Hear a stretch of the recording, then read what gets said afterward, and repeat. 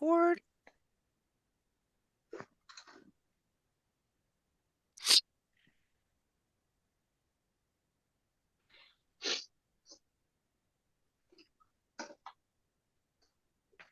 Morning, everyone. Welcome.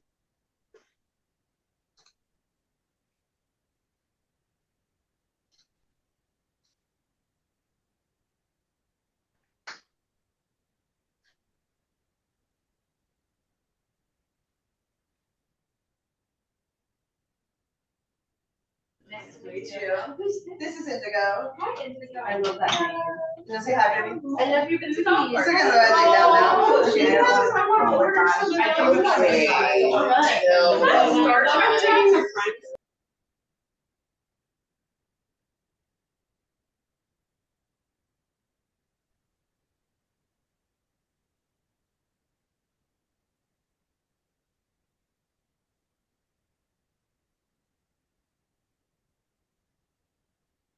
Welcome, everyone. We're going to get started in the next few moments as we're letting people into the room and everyone's getting settled.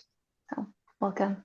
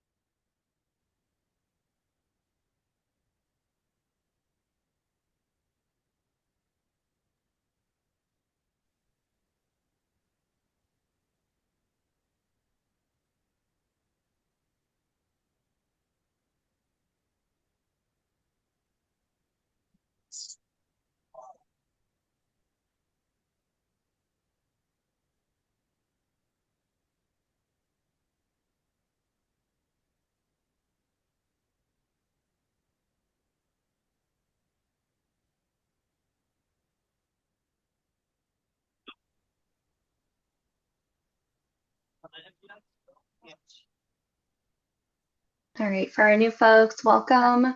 We're going to get started in the next few moments. And while we're all getting settled and kind of just preparing to start our meeting, feel free to scan the QR code or click the link that was just shared in the chat to fill out our demographic form, which is just a part of our Mental Health Services Act reporting. So would really appreciate if you took a couple moments to do that. Thank you.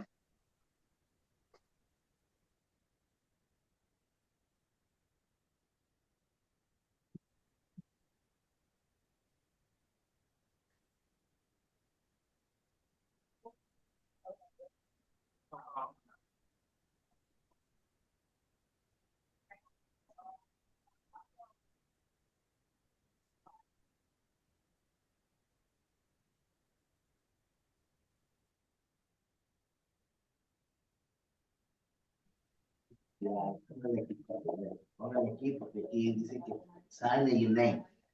Sign your name. Aquí, aquí. Acá de frente. Sí, aquí en this line. Aquí, mamá.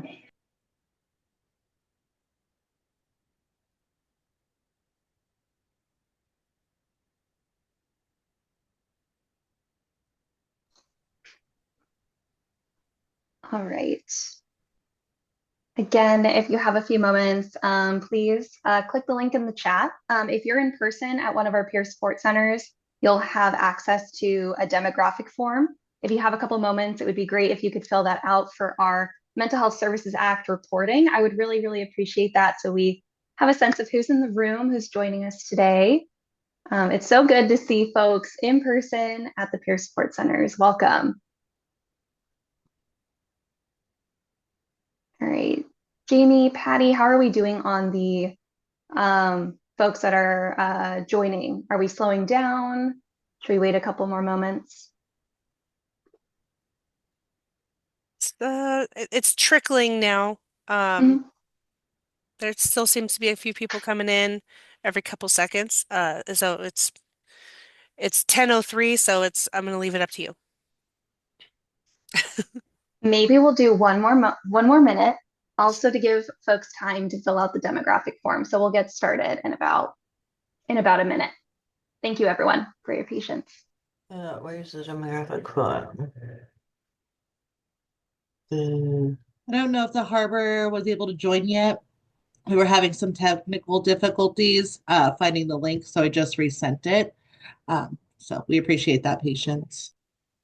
Thank you so much. Absolutely. We can wait a couple more moments. Mhm.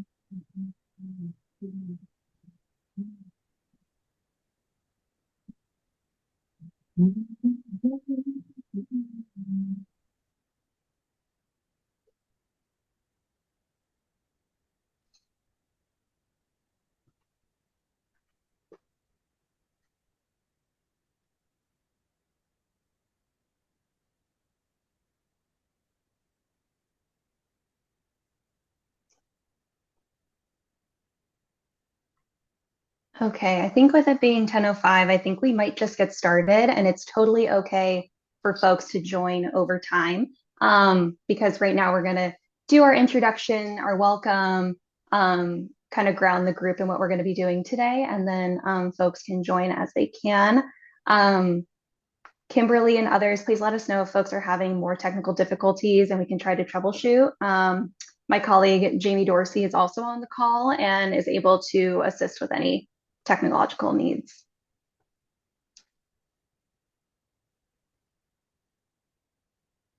All right.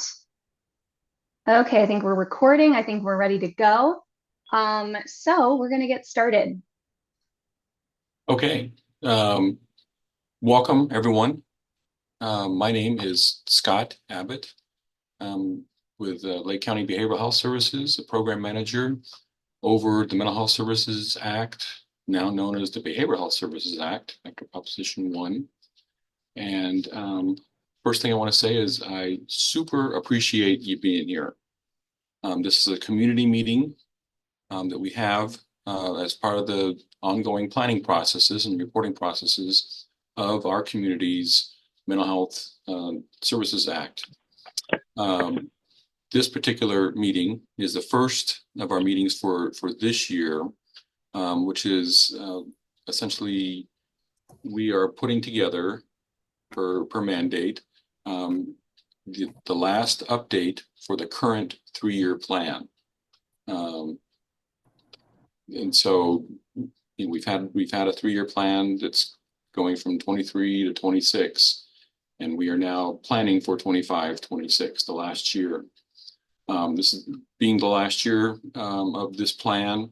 Like I said, we were just looking forward to do some updates for this upcoming year, and also preparing for the future 3-year plan, which is when the real transformation to BHSA takes into effect. And so, although, like I said, we'll be talking about this upcoming year, we'll also be looking ahead beyond that and getting the community's feedbacks of where you believe we should be going. And I just want to say again, thank you for being here. Sorry. Really hope we'll have your feedback and participation. We have, I think, a great presentation here for you. And we have RDA, our consultants here, which will be guiding us through this particular program, and I'll be interjecting as well. And so let me turn it back over to Paulina and Jamie. Thank you so much, Scott, for that welcome and bringing everyone into the room and setting the basis as to why we're here, what we're doing. This is a really exciting day. We've been looking forward to it. I know many folks have participated in our community meetings in the past, and I would love to see too. You can raise your hand virtually. I would love to know who has been to one of our community meetings in the past for the MHSA 3-year plan or for the annual update. Anyone want to share? Or maybe we have a lot of new folks.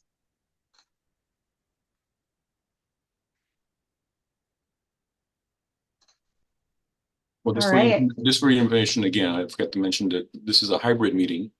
Mm-hmm. And so a good number of you are meeting on Zoom.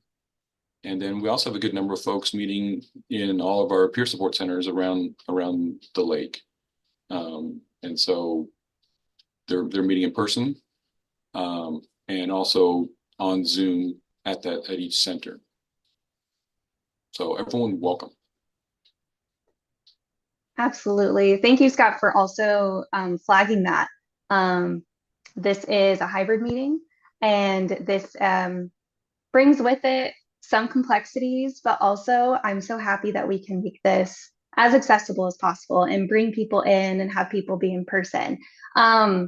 So right now, it would be great if everyone can put their name, pronouns, and their program, or if you aren't affiliated with a program, if you can put your role or where you're calling from in the chat, that would be wonderful. We have so many people joining that it is difficult to do individual introductions, but we want to know where people are calling in from and who's joining us today. And as Scott said, this is a hybrid meeting, and the peer support centers have very graciously agreed to host the meeting in person, which is amazing. And I would love to recognize them and to allow them to introduce themselves and say hello. So if you're with a peer support center right now, if you are able, feel free to come off mute, and I would love to have you say hello and let everyone know how many people are in attendance with you. You can also use the chat if that's easier. Would any peer support center want to kick us off? I know Carrie, I believe you're at a peer support center, or I think I saw Lavos on the call.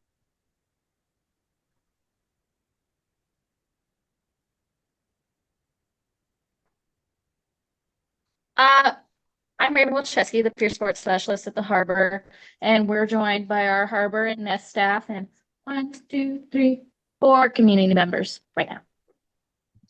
Awesome. Thank you. Welcome, everyone.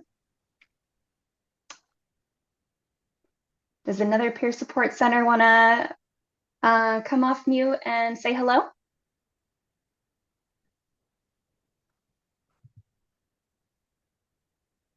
Whoops.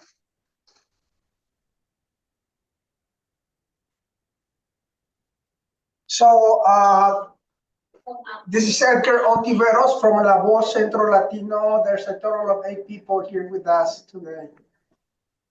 Awesome. Thank you so much. Hi, everyone. Good to see you.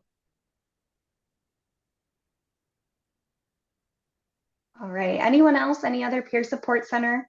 If not, that is okay as well. Totally optional.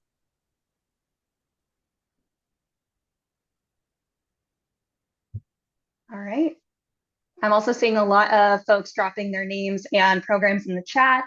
Hi, Michael, Richard, Denise, Ken. So happy you're all here. Alvin. This is awesome. Feel free to continue putting your name in the chat, saying hello, and interacting with each other over the chat. So I think also we want to introduce ourselves as well. So my name is Paulina Hatfield, and I'm a consultant with RDA Consulting, as Scott was saying. My colleague, Jamie Dorsey, is also in attendance, and we're both working with Lake County Behavioral Health on their fiscal year 25-26 annual update. And we have been working with them for the past few years. including last year's annual update and the 3-year plan that was done for 2023 to 2026. So we're really excited to be here today, and we're very honored to be a part of this conversation with you all.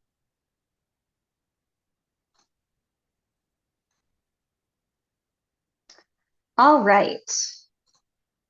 The agenda. I did not know that this came up in individual bullet points. How fun. Okay, so we're going to give a little overview of our agenda and our objectives for today and what we'll be doing in this meeting, so everyone gets a sneak peek into what we're going to be doing. This meeting is very similar to other community meetings that we've had in the past, but I know we do have a lot of new folks joining us, which is really exciting. So to kick us off, we are going to have a Mental Health Services Act training and education portion where we're going to talk about the background of MHSA, as well as the annual update and community planning process, because I know there's probably folks saying, what is an annual update? Well, we're going to explain it all, and we're going to bring everyone up to speed. And this is what we're all engaging in right now, this community planning process that you're all a part of, and what we're going to be doing for the next few months. 1, 2, 3, 4, 5, 6, 7. And next, we're also going to have an overview of the Behavioral Health Services Act. This is new. This was actually also called Prop 1, which you may all be familiar with. That was voted on last year, and we'll leave some time for Q&A. And then the bulk of our meeting will be program share-outs, which we are extremely excited about, and to hear from all the wonderful MHSA-funded programs that are in attendance.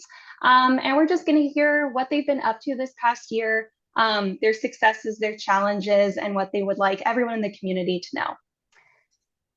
Then we're going to have a quick 5-minute break for everyone. I know that a 2.5-hour meeting is quite long, so even when we're not in our break, feel free to get up, to stretch, to go get water, take care of yourselves during this meeting. And I know the Peer Support Center, some of them may have food as well, so enjoy that as well. And then lastly, we're going to actually end. If you have a question, absolutely come off mute as well. Just want to also add that. So lastly, we're going to have breakout discussions. So when people hear breakout discussions, they often want to not want to be a part of it. They don't want to, be in a smaller group setting and share, but I really encourage you to stay on. This is an incredibly important part of our meeting today because we want to hear directly from you, from community members, from partners. We want to receive your feedback so that we can inform the annual update with your voice. So I really encourage you to participate. And then at the very end, we will end with next steps. All right, objectives. So today we are hoping to present updates of the MHSA programs to inform community members and partners, and to also contextualize our needs assessment, which we'll talk about very shortly. And we want to also provide an opportunity for community members to discuss community needs. Sorry, did I hear? Go ahead, Scott. I was just going to say, I think, the kind of the purpose of why we're doing things like this is we're planning, for the future. We want to make sure that the community, that you all are aware of what we do already. And so a big portion of today's program is talking about the different programs which already exist. Exactly. Thank you, Scott. Absolutely. All right. Okay, we're going to go over some quick tips on how everyone can fully engage in today's meeting, with it being hybrid, and we have folks that are in person, we have folks that are online. So for those who are in person at the peer support centers, there will be a coordinator on site to help manage the Zoom meeting. For those joining virtually, it is usually best to find a quiet, distraction-free location with a very strong internet connection. However, I know that is not always possible. I know you're all busy and working, and so if this isn't possible, that is okay. We just ask that you feel comfortable joining. And please let us know if we can assist. Please enter into the chat if you need any assistance with technology. If you can't hear us, anything, we would love to help. I do want to say we will be having the breakout discussions at the very end. So we ask that you save any substantial comments, questions, and feedback for those breakout sessions because that's what they're really for. But absolutely, please raise any clarifying questions that you have by raising your hand on Zoom. Or you can come on camera and raise your hand, whatever's easiest. And if you're in the Peer Support Center, please also enter into the chat any questions or come off mute, whatever is most comfortable for you. All right. So here are some extra guidelines as well, hopefully things that help with engaging in today's meeting. So for those that are online, you can raise your hand by clicking on the participant icon at the bottom of the screen. When you're ready to speak, you will need to unmute yourself in the left-hand corner. If you're calling in via phone, you can actually raise your hand by pressing *9, which I had no idea you could do this, which is really awesome. So if you have something you want to add or a question, feel free to press *9. You can also use the chat. So the chat looks like a comment bubble icon. Feel free to click in that. I know people have been dropping in things in the chat. Feel free to engage in the chat. It's a great place to get questions answered and also see what other people are saying. And of course, if you have any comments that you don't want to share during the meeting or you don't feel comfortable, I really encourage you to send them to Scott Abbott, and his email is on the screen and you probably already have it as well. So feel free to reach out to him if you need anything. All right, how are we doing? I'm going to move into our Mental Health Services Act education portion. But I just want to pause if anyone has any questions or needs anything at this point in the meeting.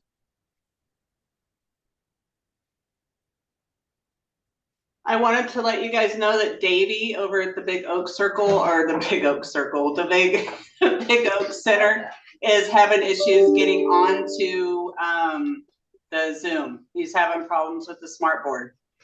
So, okay. Yeah. Thank you for letting us know. Yes. Yeah, if there's anything that we could do. Are there any other peer support centers that have joined us in the time that would like to say hello? And feel free to put it in the chat as well.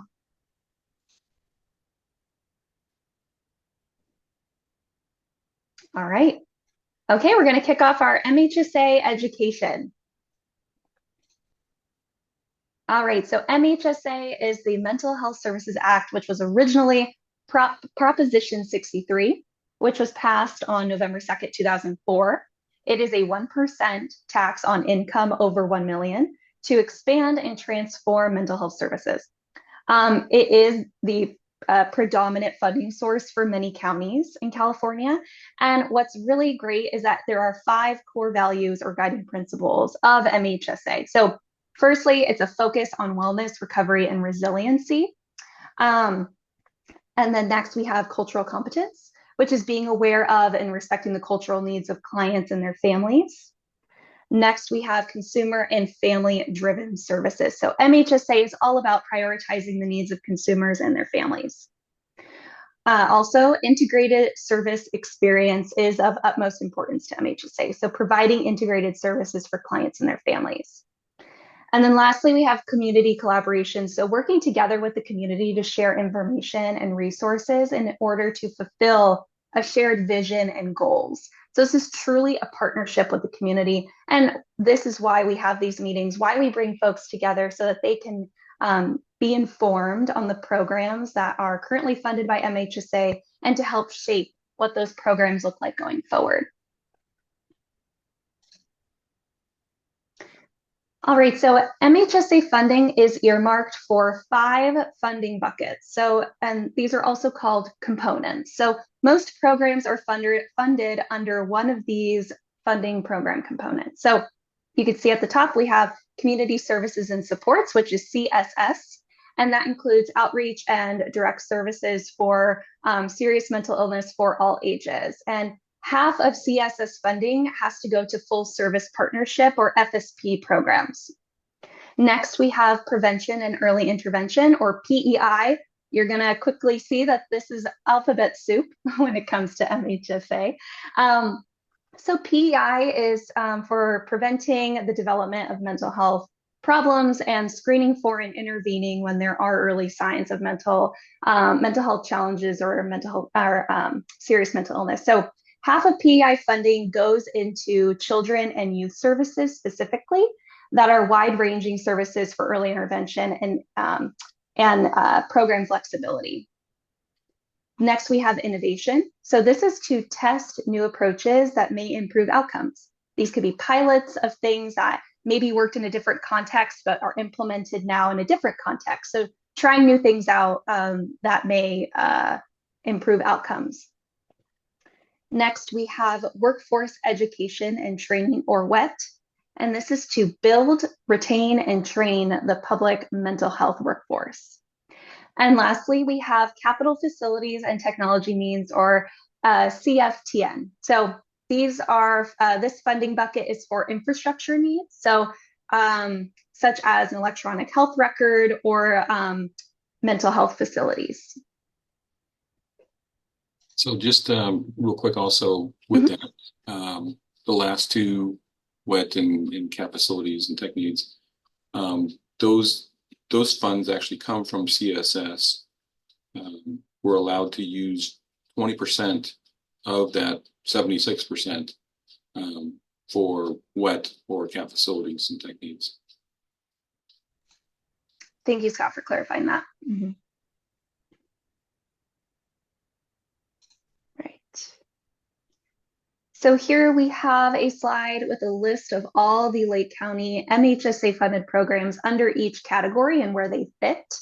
I'm not going to go through each one, but I'll call out some of them. So for community services and support, so that CSS component, you can see we have our full service partnerships, which include child and adult FSP programs, forensic mental health partnership, older adult access. We have Native American peer counseling, outreach and engagement, crisis access continuum. And for PEI, we have peer support recovery centers. You can see there's an asterisk. So outreach and engagement programs like parent partner support and the peer support centers are actually receiving both CSS and PEI funding. Under PEI, we also have prevention mini grants. We have mental health first aid. Right now, currently, there are no innovation projects during this period. For capital facilities and technology needs, we have the electronic health record project, capital facilities, and there's also workforce education and training happening with the WET portion of funds. And so a big portion of today's meeting, we will be going over these programs a little more in detail and give a status update of how they're doing. Absolutely. Yeah, we'll be hearing from programs very shortly. So all of these will be sharing out. All right. So if you would like to learn more about MHSA and get any information needed that we may have not covered today, feel free to go to this link. We're also going to drop it in the chat as well. This is the MHSA webpage on Lake County's website. And before I move on to talking about the annual update, Scott, is there anything else that you'd like to add before we move forward? I think so. Not yet. Right. Awesome. All right. So now we're going to talk about the annual update and community planning process. So seems like we have a mix of folks here. Some have been a part of our annual update and community planning process before, some haven't. So essentially the purpose of the annual update, Scott talked about this at the very beginning, it's to provide updates to the adopted MHSA 3-year plan for fiscal year 23 through 26. And this includes talking about or reporting out on program status and service accomplishments for fiscal year 23-24. Also reporting on any changes for programs beginning in fiscal year 25-26. So going forward, what changes are going to take place based on the needs assessment that I'm going to talk about very shortly and stakeholder input. So again, why it's so important that we want to hear from you all through the breakout discussions that we'll have later on. All right. For the community planning process, that is what informs our annual update. So the CPP, or community planning process, we do this because MHSA intends that there be very meaningful community engagement to provide subject matter expertise. So we all know that folks in the community, folks that have lived experience and personal and direct experience, whether with mental health or behavioral health in general, that they have a very rich knowledge of the local cultural and historical context. And so you all are really the subject matter experts as community members. And so we want to engage you in this process. We want to hear your feedback so that it can inform the annual update. So, and we're also going to have, what I'm going to talk about soon is the community planning process includes community meetings, but many other engagement opportunities.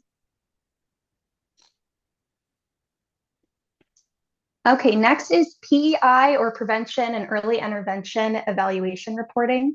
So in fiscal year 18-19, the MHSOAC, alphabet soup, this is the Mental Health Services Oversight and Accountability Commission. They updated the PEI reporting requirements to include evaluation of PEI programs in conjunction or with the annual update. So there is a PEI annual report that reports on consumers, their demographics, and program accomplishments. So this is separate to the annual update, but is also a part of it. There are different prevention and early intervention service areas that we won't dive into right now.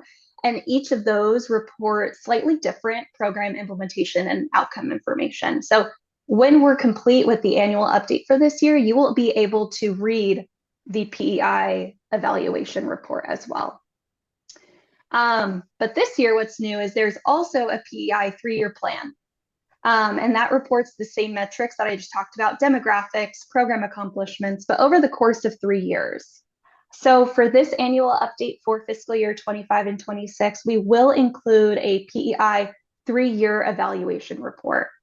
Lake County Behavioral Health has been working with all programs to strengthen data collection outcome reporting. And PEI programs been working with them to strengthen their specific reporting as well. So this has been a team effort. So most importantly, all MHSA planning must include community involvement, just like I was talking about a couple slides ago. And this includes anyone who touches the mental health system. And so you can see here, this is not a all-inclusive, expansive list. There are so many other groups as well. But MHSA planning should include adults and seniors with serious mental illness, families of children, adults, or older adults who may have serious mental illness, providers of mental health services, law enforcement agencies, education agencies, healthcare organizations. We want everyone to have their voice heard and to be a part of this process.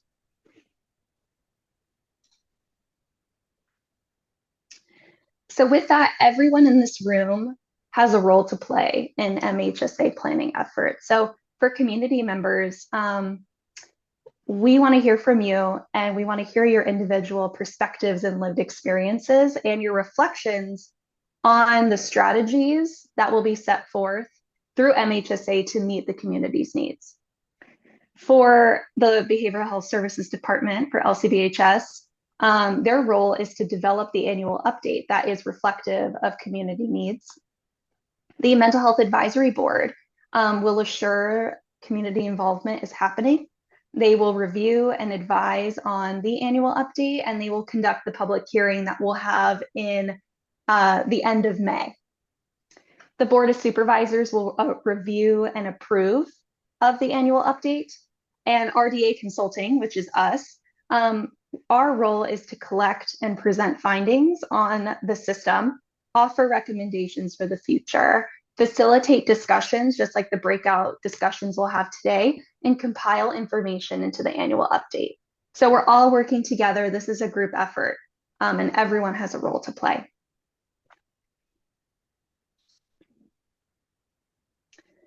Lastly, here's a breakdown of all the MHSA planning activities. So in phase one, we kicked this off in December. We reviewed documents, we got ready. It was kind of our prep time. And now that we're in phase two, we're in this, what it's called a needs assessment. And so a needs assessment is essentially assessing the system. What are the community needs? Where are gaps? What are strengths? And what can be done in the next year going forward? And that includes conducting community meetings like today. We're going to actually have a second community meeting in March as well, where we're going to take what we learned today from the breakout discussions, and we're actually going to pull out key themes and we're going to present them at the next meeting. We are also going to do a community survey, which just launched earlier in January, which we're really excited about. I think we might throw in the chat the link right now. If not, we'll have it later. And we welcome everyone to take the survey and to also forward it and share it with others. We want to hear from you. The survey is just another avenue to get community feedback. And we're also collecting program data, which we will present today. In phase three, like I was saying, we are going to synthesize the community input from today as well as from the survey. And we're going to, that is going to be our needs assessment. And we're going to report that back to you all at our next meeting. And then in phase four, we're going to develop the annual update. We're going to post it for public comment, and we're going to have a public hearing at the end of May. And then after the public hearing, after incorporating all comments, we're going to finalize the annual update and present it to the board. Well, we will not, but Scott and his team will with Behavioral Health Services. All right, before we end this section, I want to open it up if there are any questions, or Scott, if you have anything you'd like to add as well. I think you covered it. All right, let me open up my I don't think I could see the chat. If there are any questions in the chat, Jamie, please let me know. All right, so to end this section, this is a part of our MHSA reporting for the annual update, as we need to have proof that we have provided this education. And we also want to know if this educational section was helpful for you. And so we're going to launch a poll through Zoom that will ask you to rate your level of agreement with the following. Do you feel that you have a good understanding of the Mental Health Services Act and Lake County's annual update and community planning process for fiscal year 25-26? And you'll have a Likert scale of strongly agree to strongly disagree. I encourage everyone to please respond to this survey or this poll. And if you are in person, please do that within your group by raising your hand, and then the coordinator will report that or take note of it.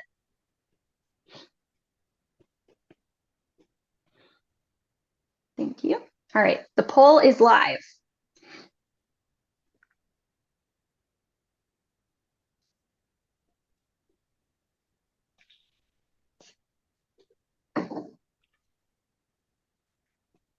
Awesome, I see answers trickling in.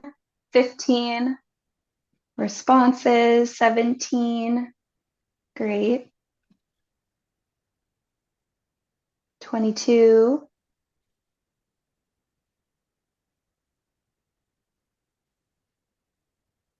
All right, I think we're slowing down now.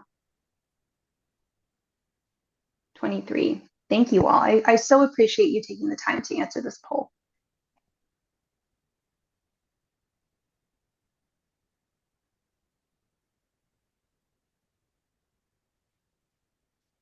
All right. And if you have any questions and things still don't seem clear, please feel free to put them in the chat. We would love to answer any questions that you have. And with that, I think in a moment we can close the poll. And I'm going to pass it to my colleague, Jamie, to give us an overview of the Behavioral Health Services Act.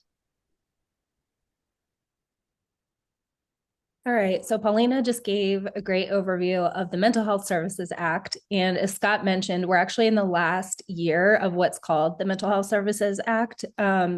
And in the next year, we'll be moving into the Behavioral Health Services Act. So we want to just give a little overview of kind of what that is. So you can go to the next slide. So some of you may have heard this referred to as Proposition 1. And so Proposition 1 was an initiative that was proposed by Governor Newsom in 2023. And its intention is really to kind of modify and update the Mental Health Services Act. So as Paulina was talking about, MHSA was established in 2004, and there hadn't been any changes to it in the last 20 years. So Proposition 1 is 2 components, and the intention is really to kind of modernize MHSA, expand it, include more services, include more housing. And it was passed last year in March 2024. So there's 2 main components to Proposition 1. The first is this Bond Act, which is authorizing about $6.5 billion to expand housing and treatment options. So most of that money, about $4.5 billion, is going to be earmarked for inpatient and residential treatment facilities. The remainder of it is going to go towards housing. So $2 billion is going to be earmarked for permanent supportive housing. And then of that $2 billion, about half of that will be reserved for housing for veterans and for folks that are experiencing mental health challenges. So the second part is the Behavioral Health Services Act. And this replaces the Mental Health Services Act. And there's a few key components to it. There's a lot in the bills. But the first part is that it renames or replaces the Mental Health Services Act into the Behavioral Health Services Act. And part of this change is because it's expanding services to include substance use treatment. So it's not just mental health services anymore, it's mental health services and substance use services, which is why they're calling it Behavioral Health Services Act. Another significant change that we'll talk about a little bit on the next couple of slides is that it's revising the distribution of MHSA funding to also include and kind of prioritize housing. So we'll get into a little bit of how those funding categories are going to change. Another key change is that it's kind of establishing expanded oversight and accountability measures to kind of improve transparency and accountability. And one of the changes of this, of which there are several, but one of them is also right now, the plan that the counties work on is just for mental health services. But now with this addition of substance use services, the new plan that will be happening every year, every 3 years, and then updated every year will include mental health and substance use services. And I would add with that for all these years, we've been these community meetings have been talking about MHSA programs. Future planning, the future 3-year plan, will actually encompass the entire department in an integrated plan.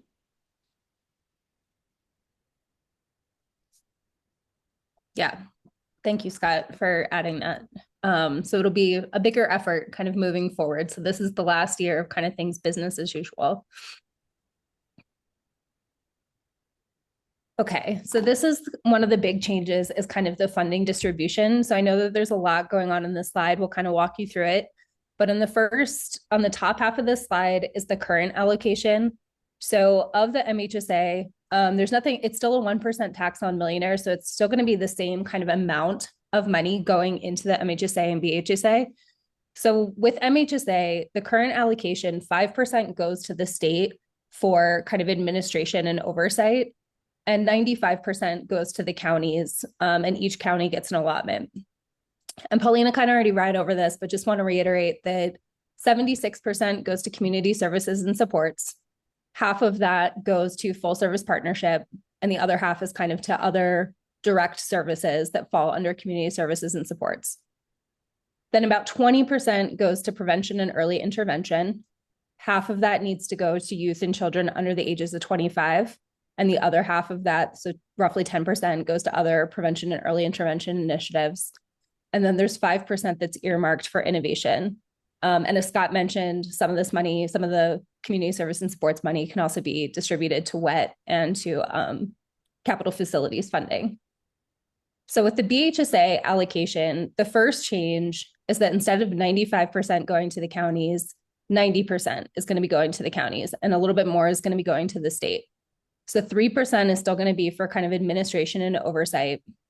3% is also going towards statewide workforce initiatives, with a substantial amount of money kind of directed to workforce initiatives over the next 5 years.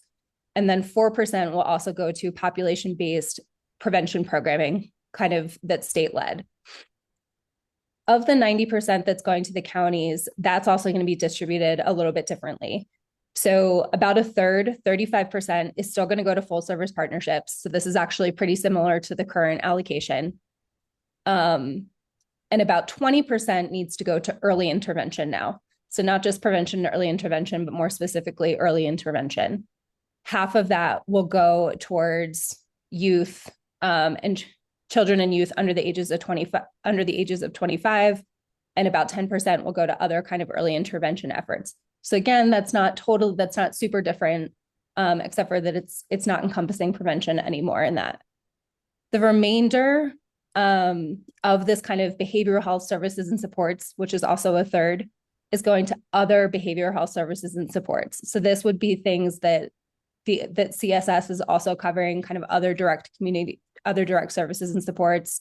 Some of this can go towards innovation, but that's kind of being shrunk down a little bit to 17%. The other big change is that now 30% needs to be earmarked towards housing, with half of that going towards people of all ages who have been chronically homeless or have experienced long-term homelessness or risk of homelessness, and then 15% going towards other housing interventions. So and we'll talk in a little bit in the next couple of slides that there are exemptions for small counties to get out of this housing component. And we'll talk a little bit more about what that might mean for Lake County and kind of what's coming down the pipe for that. But just kind of wanted to show that for medium and large counties, this is definitely going to be the kind of redistribution of funds.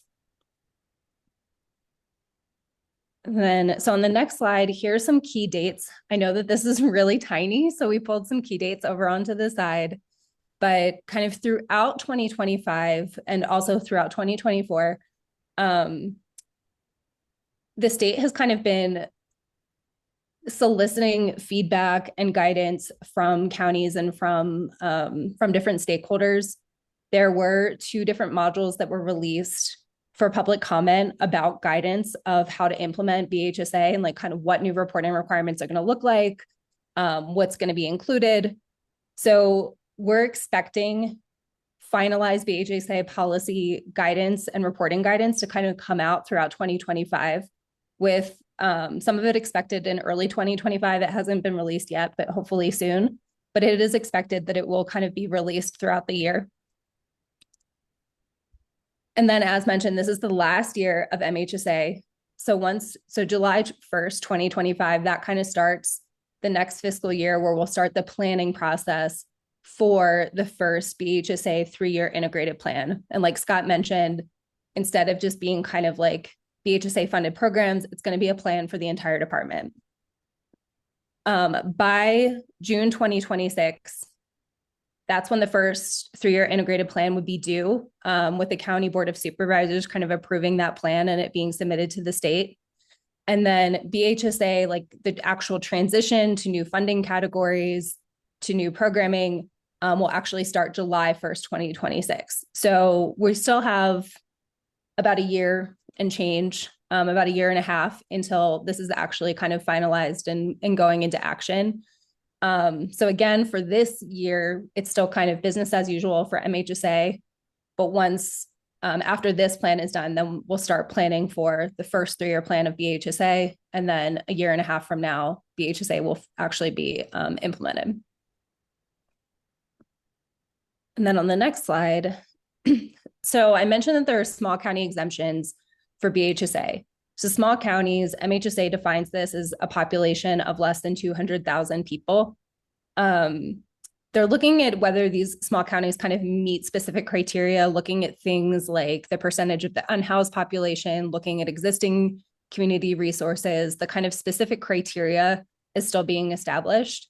But small counties that meet the criteria, whatever it ends up being, can request an exemption from this 30% housing allocation. So recognizing that kind of diverting 30% of the funds to housing might not be realistic or possible or even make sense for kind of some smaller counties. So that's one of the big exemptions. There's also for FSP, for full service partnership, BHSA also includes some mandated evidence-based practices that need to be started to be included in FSP. So that's another possibility that small counties could be exempt from that, kind of based on resources. So that, again, this is one of the pieces that's kind of still in development, and we're expecting to hear back in early 2025 kind of what that specific eligibility criteria will be. Uh-oh. We lost the slides. Did Paulina get kicked off? It looks like yes, she did. Okay. Hopefully One she's second. right back. Oh, here she So is. sorry, I got kicked out. I'm so sorry. I will share my screen Okay. again. Apologies, everyone. We do have a question in the chat from Richard Ochino. 20% of FSP goes to prevention. No, so Paulina, can you go back to the funding allocation slide real quick? So currently, under the current MHSA, about half of community services and supports needs to go to full service partnership. So about 40% of MHSA funding is going to full service partnership. And I don't think that that's broken down anymore. Like all of that funding would go to supporting full service partnership programming. Right, but you just said in the BHSA allocation fund, in the new one, the FSP of the 35%, 20% goes to early intervention, didn't you? Sorry, so 35% will still go to full service partnership. Of this kind of middle category, this behavioral health services and supports, this is kind of a new category that encompasses the other community services and supports. Everything else. Yeah, kind of everything else that was funded under MHSA. So of that, about 20% goes to early intervention. So 9% goes to children and youth, and 9% goes to other early intervention efforts. Thank you. Thank you for that. I know it's confusing. I appreciate the question. And Paulina, could you go back to the small county exemption slide? So as we're kind of awaiting the specific eligibility criteria, it's possible that Lake County will be eligible for this small county exemption. So one of the things that we want to start doing as part of this process is just kind of start to gather community input about BHSA and about whether to request the small county exemption, assuming Lake County is eligible. So one of the things, so that's kind of why we're presenting information about BHSA. We want to kind of start to make sure the community is aware of it. And then also in the small breakout group discussion, we want to allocate some time to like questions that people have, concerns that people have, what your feelings are about some of this. Moving forward, kind of after we get through this MHSA plan, so starting in the summer or the fall, we will do more kind of like information sessions, do more kind of diligent like planning around BHSA. But we do just kind of want to start to provide this information, start to hear the community's input, feedback, concerns, questions. We do also want to just kind of give some resources. The DHCS did lead some listening sessions. There's a link on here of kind of all of the listening sessions that they held. They also had specific listening sessions for like the housing component, for the full service partnership component, where they provided more education about these kind of specific components.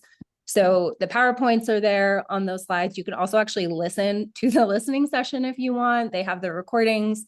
So there is more information. And again, as this process kind of continues over the next year and a half, we will also be providing more information.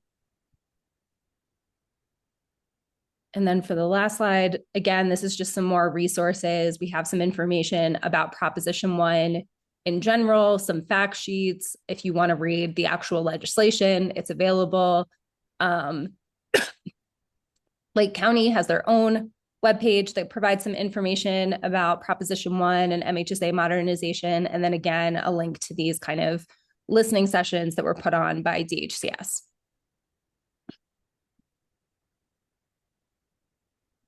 So before we the next component, we'll be moving on to the program updates, but are there any questions that folks have right now? And again, I want to mention that we will have some time during the breakout discussion session if you'd prefer to hold your questions, but anything that people want to raise now?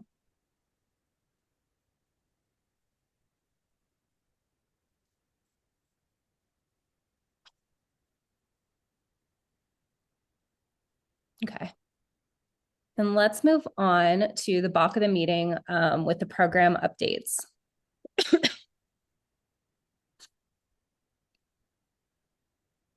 Okay, and so we have a list of the MHSA programs.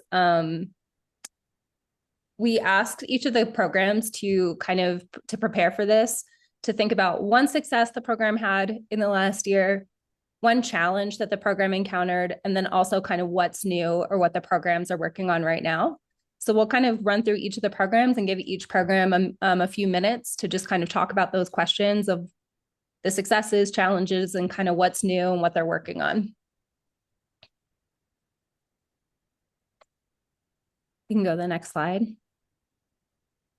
So first up, we have the full service partnership, and I believe Patty is filling in for Summer to give this update. Yes. So I'm just going to read off the answers that Summer was able to send me this morning.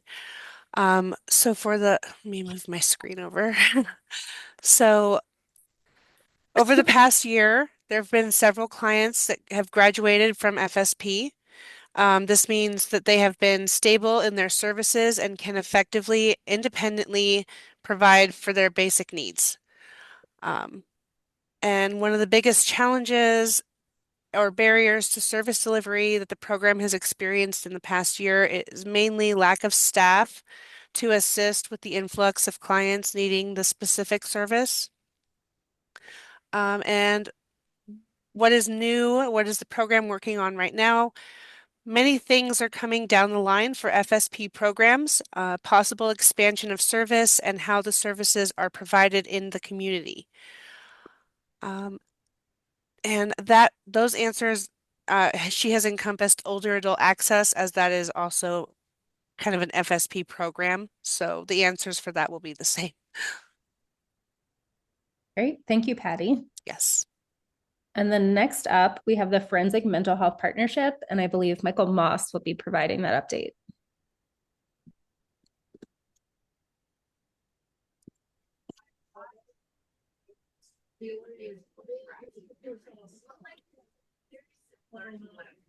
Michael, are you there?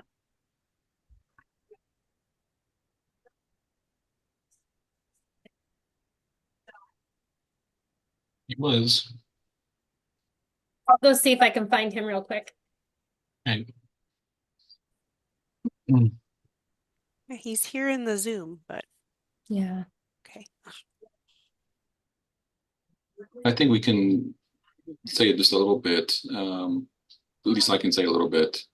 I want to hear what Michael has to say too. But one of the things that we did this past year was we took our forensic program and which is multifaceted, by the way, but we took the MHSA portion of the program and absorbed it into the full service partnership program.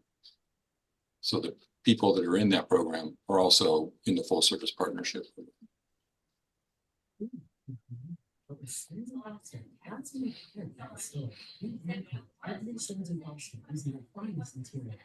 He's coming.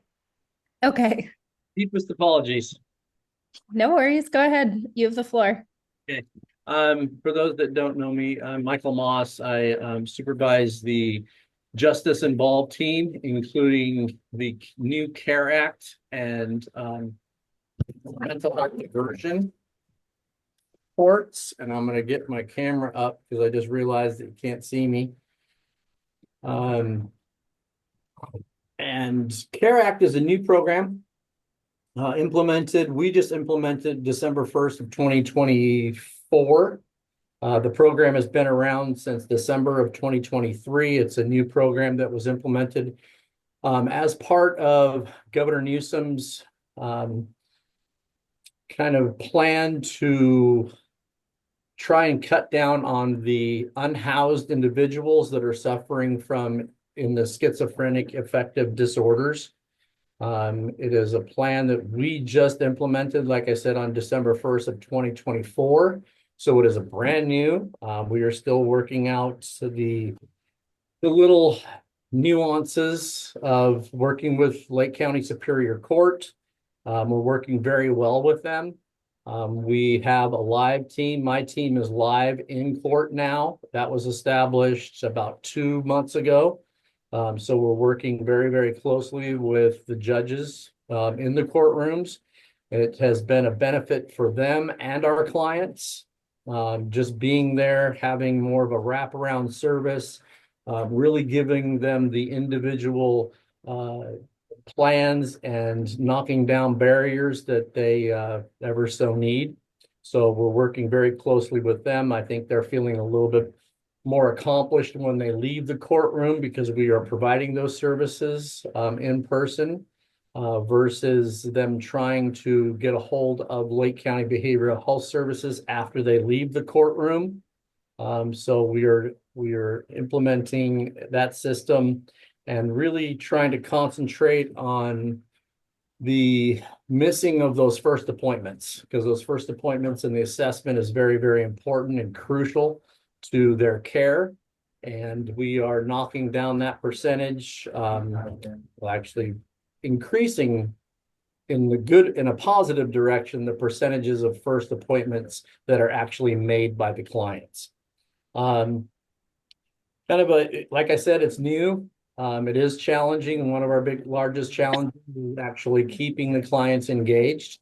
So our team is working very hard at getting out in the community, making sure that they keep their appointments, keeping track of where they are and where they're located, trying to get them involved in the services that they absolutely need. We are working, like I said, closely with the court, Lake County Superior Court. That relationship is going very, very well. And it is just improved a little bit more this past Tuesday.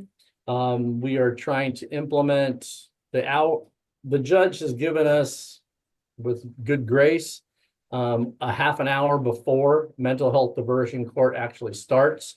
So we are able to invite different partners, Lake County Probation, the district attorney's office, the public defender's office. We're able to invite those partners into that meeting to really give a breakdown on how the client is being served and the current barriers that they may be experiencing, so we can knock those barriers out of the way so they can fulfill a self-determined life. So that's the program as of right now. That's what I have. Great. Thank you so much, Michael, for that overview.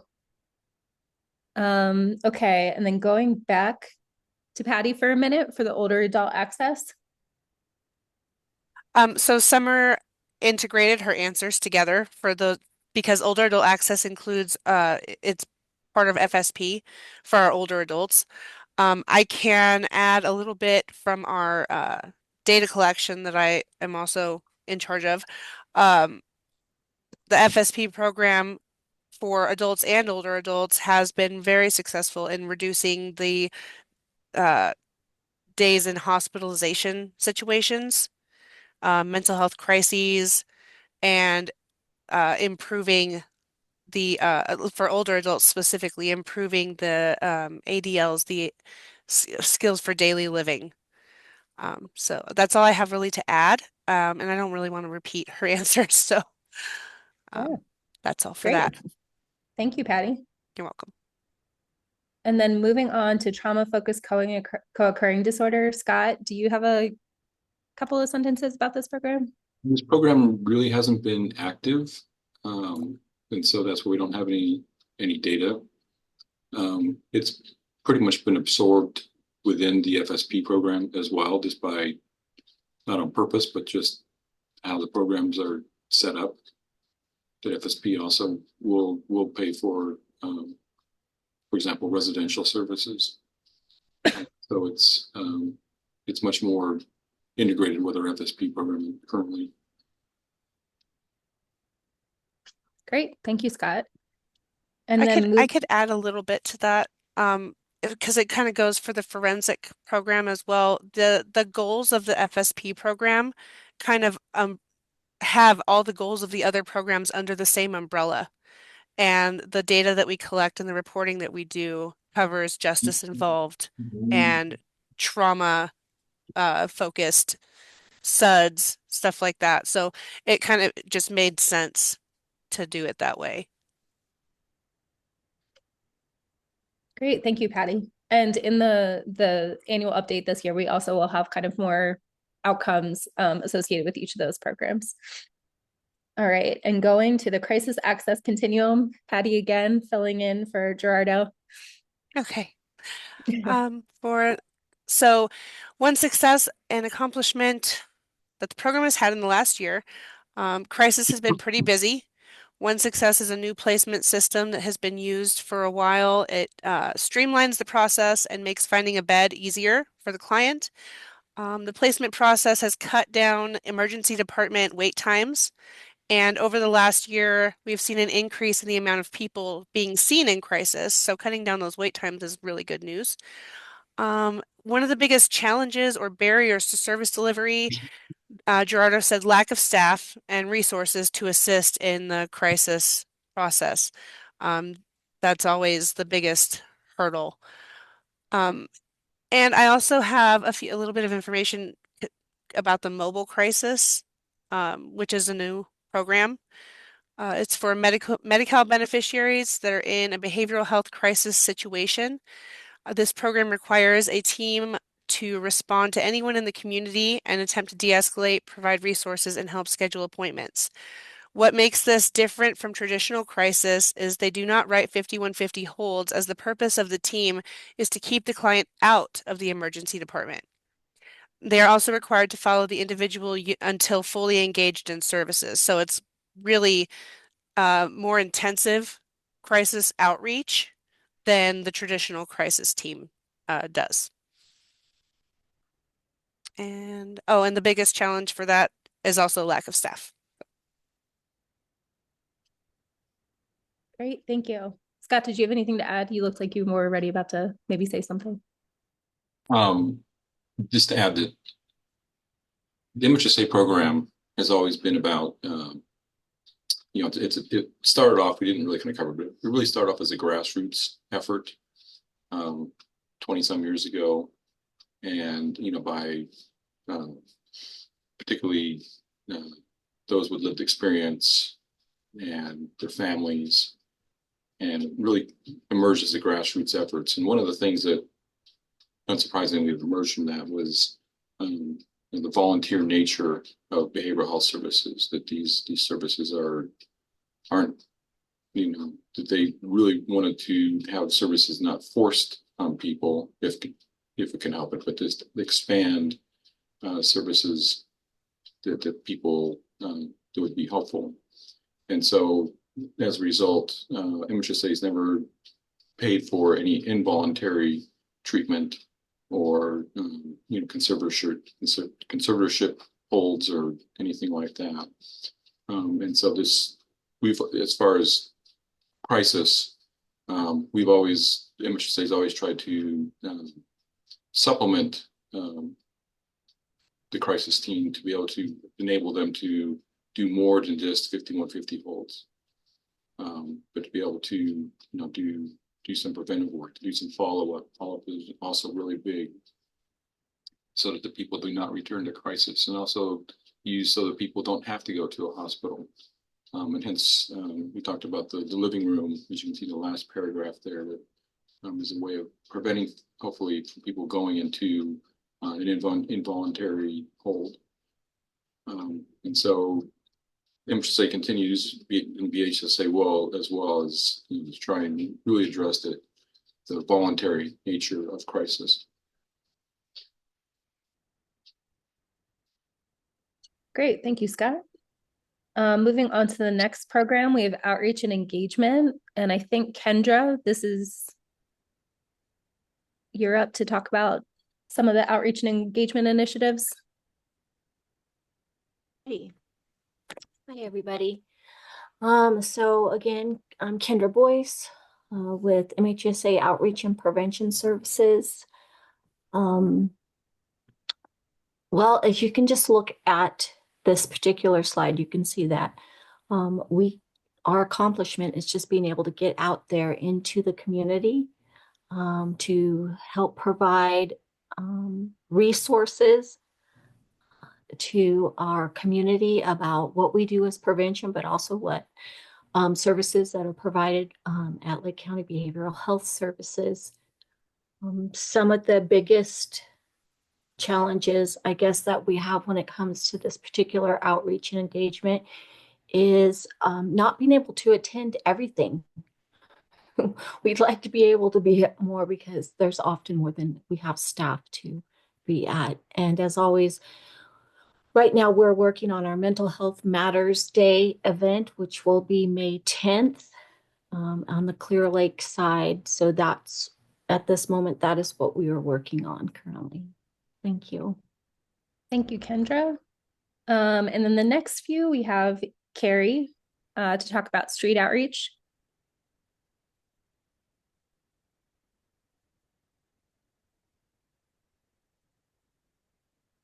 Hi, everybody. You can't see me, but I'm here.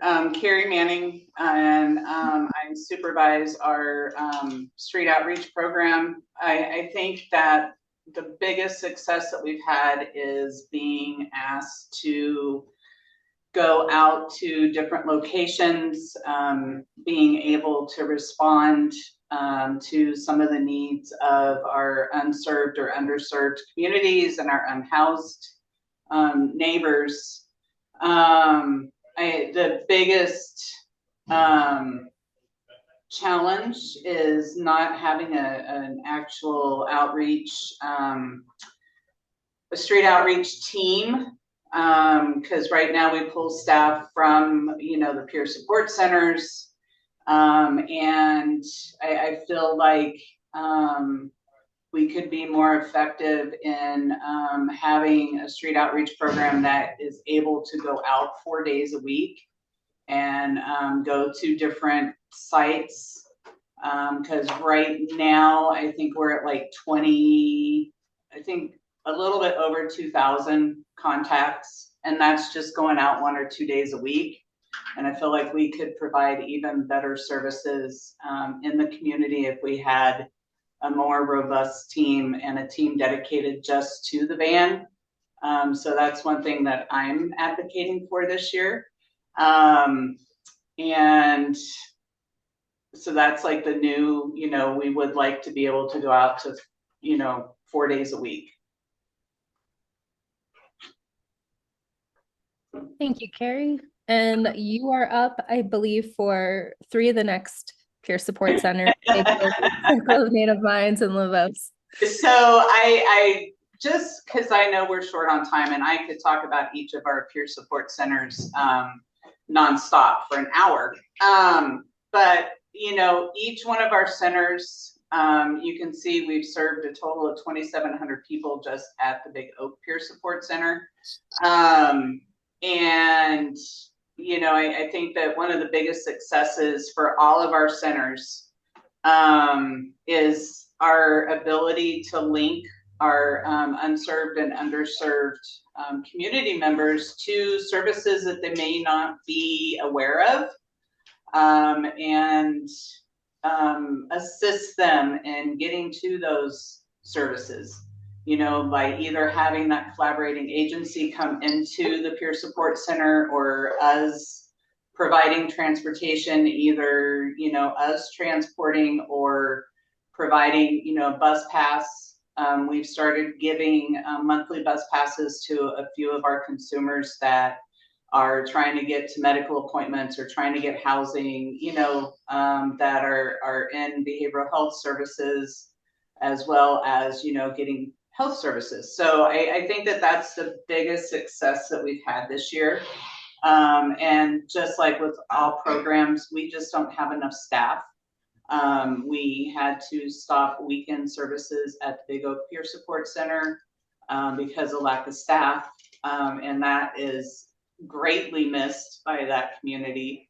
And we would like to be able to be open 7 days a week, but we just, right now, it's not going to happen. But at each one of the centers, we see between 25 and 50 people a day. And at each center, we have about 3 people, 3 staff that are there. We have a few part-time positions and 900-hour positions, but still, that's a lot of people, because we're, providing crisis intervention services, we're providing linkages to services, snacks, coffee, and just somebody to talk to. So that is our biggest challenge. And one thing that I'm really looking forward to for all of our centers is the fact that we are going to start utilizing software program, the Hub, which will connect to the HMIS and coordinated entry systems. And hopefully we will be able to be a big part of our closed loop referral system within the county. So that is very exciting, because that will also allow us to get more data so that we can, show better outcomes. And so I think I answered for all 3 of my centers. So Great. Thank you so much. And then I think, Paulina, we can jump forward to the Harbor on Main, and we'll hear from Kim and Justin. Good morning, everyone. Thank you for having us. I did want to start out by introducing Justin Perez. We are very excited to welcome him to the RCS team, as he will be overseeing the Harbor program and the NEST programs. Before I let him jump into the updates regarding the Harbor, many of our services very similarly mirror what the other centers are doing. We are also an access point for coordinated entry services, HMIS system. But our emphasis is to focus on transition-aged youth. However, we do serve the population through the entire lifespan through our door services.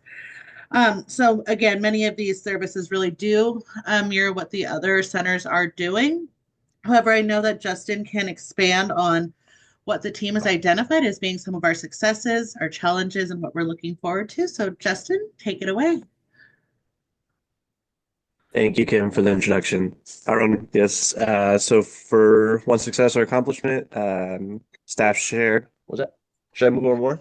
Yeah, just a little bit more. Staff shared There we that go. Pride Prom 2024 was a fun and inclusive event with more than 20 volunteers. 40 community members enjoyed some food, some refreshments, and entertainment.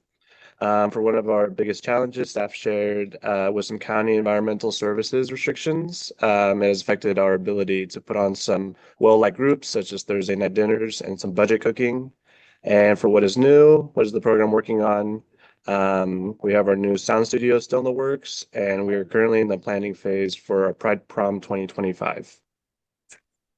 Yeah, and then I would just like to piggyback on that too. In this last year, we began providing certified peer support services through the Harbor, and that is with, we see her, Raven Wilczewski back there, longtime peer support counselor at the Harbor, and has expanded into providing those really important services to some of our youth who are already receiving specialty mental health services through some of our programs. So that's really exciting. We've welcomed 2 new Harbor staff members. That would be Kayla Calvillo as peer support and Anna Jordan as our early psychosis intervention youth employment specialist. So we're really excited to have them on board. And of course, welcoming Justin in has been huge. And just to expand on some of those challenges, as Justin mentioned, county environmental services definitely put a little bit of a restriction that made things difficult moving forward. Our annual Thankfulness Feast is probably one of our most popular events, and we really had to get creative this year, but it was a huge success thanks to all the support from our county partners and just our community members, as well as our staff. Our youth advisory board, as we are working on continuing to recruit, but we are actively working on our annual plan. And so we're excited to see what our youth identify as being really important in our community moving forward.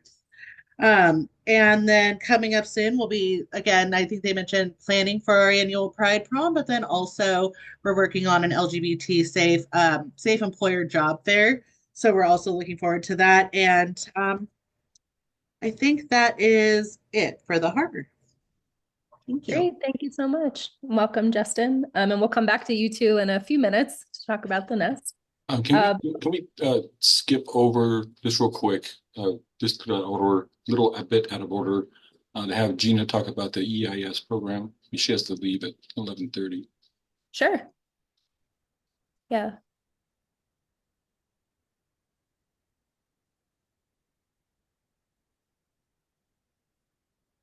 You there, Gina? Yeah, I was like waiting. Thought I was gonna get away with not presenting. No, just kidding. Scott. My name is Gina Hutchins. I am our supervisor overseeing early intervention services. I feel like a lot of people get confused when they hear early intervention services and like assume we work with like little tiny children, but that's not the case. Our early intervention program actually focuses on people who are having attenuated symptoms of psychosis or already had their first episode of psychosis. We work with Stanford and UC Davis to use evidence-based practices to help treat these specific individuals.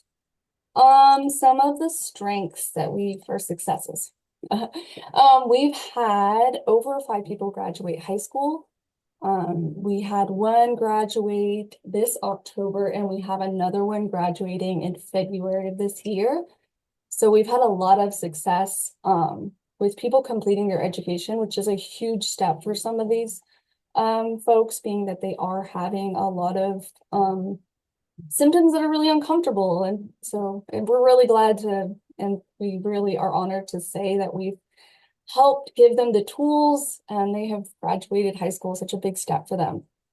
I also I kind of going to go off a little bit.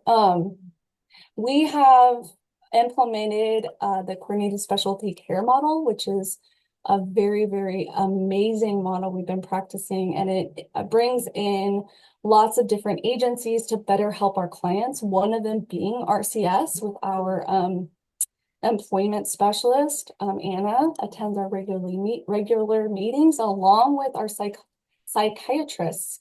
So every week we meet with our psychiatrists and Anna, and we collaborate with our clients and their needs, and it's really made an astounding difference in the care they receive. I mean, it is night and day. It has been so helpful, and I'm so grateful to have all these wonderful people at the table with us. I think one of the biggest challenges we have and we continue to face in our county is transportation. Still a barrier. We're working on it, and I think we'll have some solutions to that here within this year. What else? So the next question is anything new? We are currently having a consultation group that helps us determine eligibility for EIS. And we are beginning to become more familiar with our Beehive data collection system. We're clinicians and data is like, we hear data and we're like, but we're getting better at it and we're getting more familiar, and it's really going to be able to show all the progress our clients are making. Thank you, guys. Thank you for sticking around to be able to provide that update. So now we can go back to talk about one of the new programs with Native American peer counseling. I think, Scott, you were going to talk about that. I am, unless I don't know if we had someone at the circle that wanted to talk about that. Maybe they're not there. I'm not sure. I can talk about it. So I'll just kind of explain a little bit about how this kind of works. As you can read right there, they could give you a little bit of the background. The Circle of Native Minds has a really neat aspect to it. It has an advisory board that's made up of tribal elders. And they meet a couple times a month, and not only offer some guidance for the circle itself, but also want to go beyond that and really expressed a big concern that they have for the youth, tribal youth in our community, and the difficulties that they have, particularly the much higher suicide rate, substance abuse, and generally generational trauma that is passed down. And so that's the purpose of this program, with the idea that experienced elders can help out youth by passing down culture.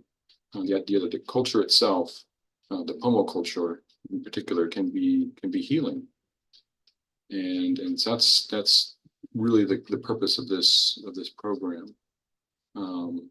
And it involves, not only being able to record some of the culture, by some of the older generation of our tribal members in the community, but also providing training to schools and professionals who work with youth.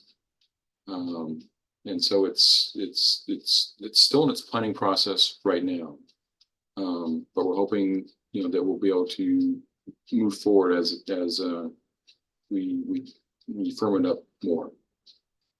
That's about all I have. Thank you, Scott. And now we're going to go back to Carrie to talk about the parent partner.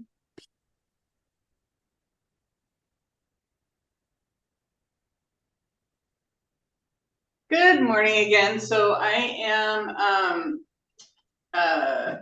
reporting for our parent partner support. Wendy Gattoni, is our parent partner peer support specialist. She's amazing. Some of the biggest successes, I think, are the connections that she's making with the families that we serve. She's actually been able to do some home visits.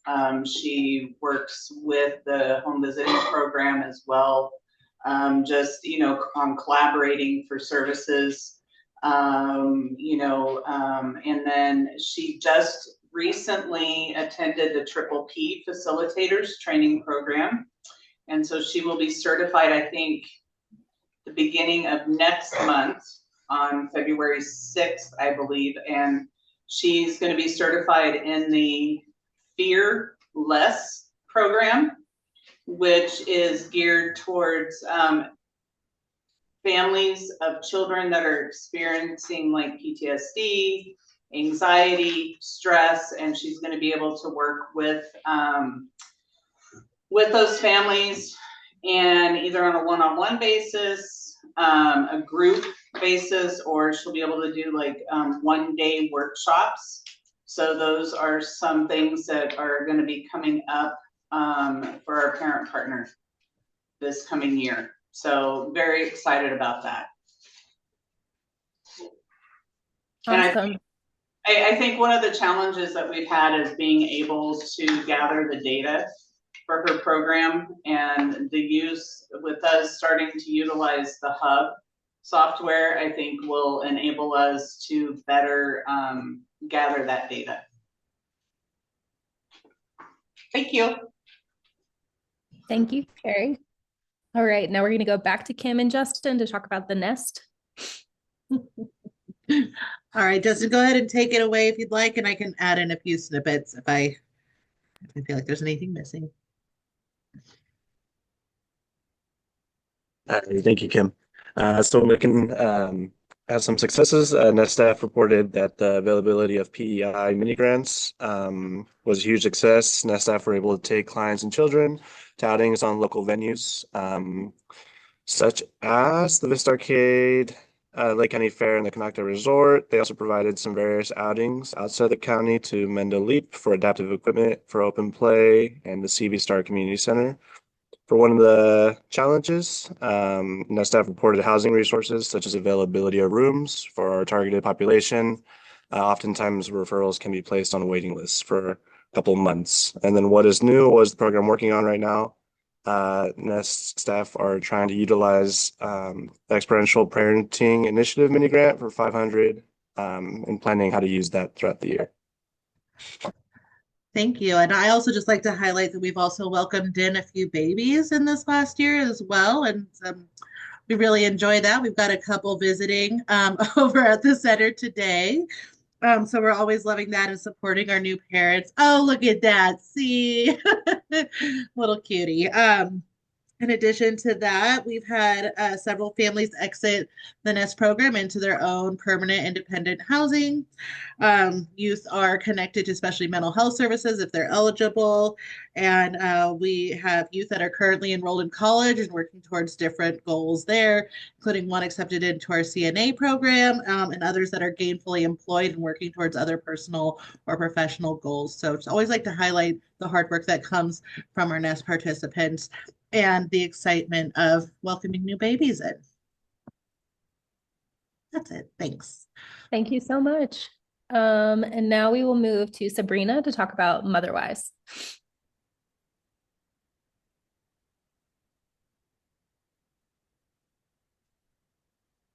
Hi there.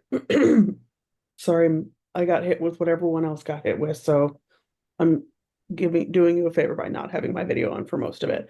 Okay, so we have our success. We had a pilot program last year for a car seat program to provide free car seats to anyone who is a guardian or parent of a child up to 6 who lives in Lake County. Pilot program was so successful last year. We got funding for 3 more years of it. We have about 100+ participants each quarter. We've given away almost 70 car seats so far for this first half of the fiscal year, so July through December. Please continue to spread the word. You can apply for it on our website. We try and make it as sort of painless as possible. We've got all the information in English and Spanish. And then I want to shout out that we've had no staff turnovers for 18 months. I came in and that was really not the case. And I think that you can see the efficacy of our programming going forward, knowing that we're building a strong base, which gets me into my challenges. I have an internal challenge and an external challenge. Internally, I'd lift up probably what Carrie said, I think, and that is database management and figuring out who we are working with and sort of what identities they bring to the table. Spent a lot of time, and we're just now rolling out our constituent relationship management. So we have a CRM called Neon. If anyone is looking into doing different databases, I know the Hub is the big one, but we haven't historically participated in that. But the Neon so far has been really user-friendly, which is incredibly important for staff buy-in.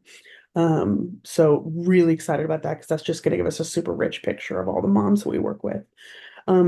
An external challenge is, staffing to get items to moms. Majority of the folks that we work with, and you'll see, these numbers are probably on the smaller side. Majority are north end of the lake. We're based in Lakeport. I've done a grant proposal and hoping to get funding to get a vehicle and more hours so that we can actually be bringing things like diapers, formula, wipes out to moms, because we're doing all of this with just under 2 FTE. We're small but quite mighty. And then up next, one of the programs I'm super excited about, and if anyone wants to get connected on it, please do send me an email. We are co-chairing a steering committee that I'm calling the Screening Project. It's on maternal mental health screening. So what does screening of maternal mental health disorders look like in this county from all of the, and I'm talking everyone from, visits at OBs to pediatricians, family docs, once kiddos are here, because as we know, perinatal mood and anxieties are the most common complication of pregnancy in the postpartum period.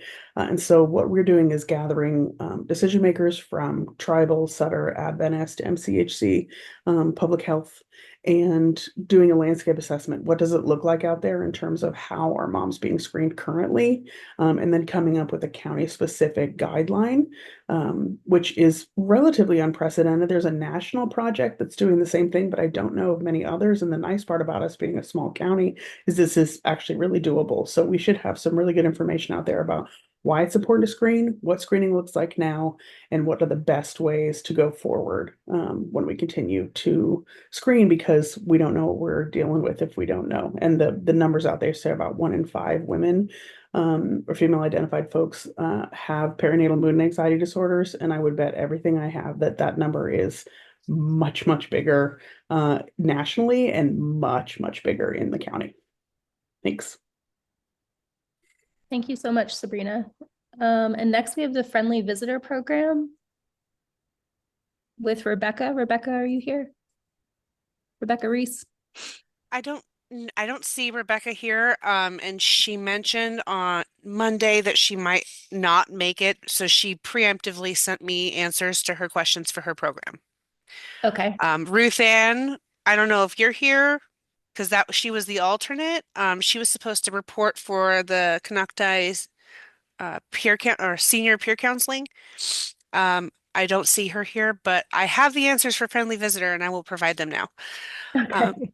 Friendly Visitor Creative Living Group has been meeting weekly for over a year at a local senior center offering art therapy, wellness support circle, and various other group topics suggested or facilitated by group members.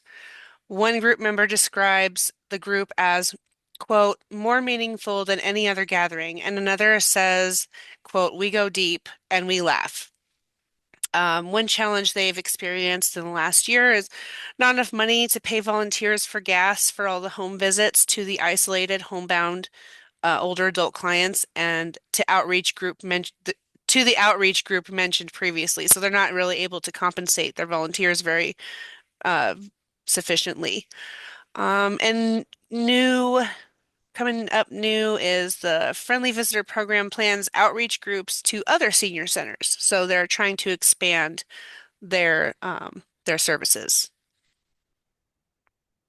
Thank you, Patty.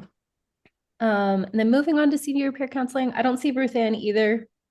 Ruth Ann, are you here? Or is anyone from Canuctai here? I did reach out with an email this morning, but I haven't received a response back. I don't know if it's technical or if there's just a staffing issue today. Okay. Scott, do you know anything about senior peer counseling, or should we just move on to the next? Just move on. Hi, this is Carrie. Janet Taylor's here. She can share a little bit. Yeah. Okay. Great. Okay, I'm kind of shy, but I'll attempt it anyway.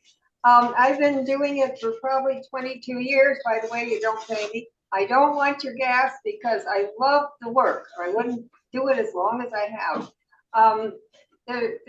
We had some problems trying to find somebody, so we held it together. There are about 6 of us who've been together for a very long time. We're very dedicated. You would be surprised how many of these older women, we need guys, older women have real training in the field. What can I say? Oh, we are very seriously trying to find new people. And I personally found somebody from here, from the circle, because you know what? We need more people to go and work with the older native groups, because I see some of the natives come here and they need support. And I'm just shocked at the older people who are homeless. I've seen this for about 2 years. And I kept saying, you got to reach out. There is really something wrong. Well, this is what you have, a real older population. And Carrie is doing very well here. We're really trying. We're trying so these people are not homeless and then, you know, down at the park and getting beat up or something. The older population is very vulnerable. So we are training someone. We've taken somebody on from here because she's very sincere and really wants to work with the older types. So, okay, thank you. Thanks, Janet. Thank Real you. collaboration right there. Oh. Yeah, I appreciate that. Thank you for being willing to share a little bit on the spot. Much appreciated. And now we're going to move to Kendra for the next few programs. And I think first up is the suicide prevention programs.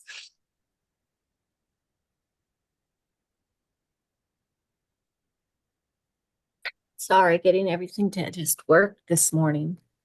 No problem. Let me turn my video on so I can actually be present. There we go. Alrighty, so we'll just talk a little bit about the statewide, regional, and local project. I think one of our biggest accomplishments for that particular program is providing suicide prevention education training to, I think, majority of our teaching staff throughout 6 of our school districts. They've really been on board this past year, so it's been real great to be able to get around the lake to do that. One of the biggest challenges has been, as Carrie mentioned earlier, staffing can impact programs, and that impacts us being able to get into schools, especially for our 7th and 8th graders right now. However, we're working on, well, we've recently hired somebody, a new staff that will be spending part of her focus will be for our 7th and 8th grade students. So we're currently getting her trained to go in and provide suicide prevention education to our 7th and 8th graders. So that's that for that particular program. Thank you. And then I think the next step is mental health first aid. Yes.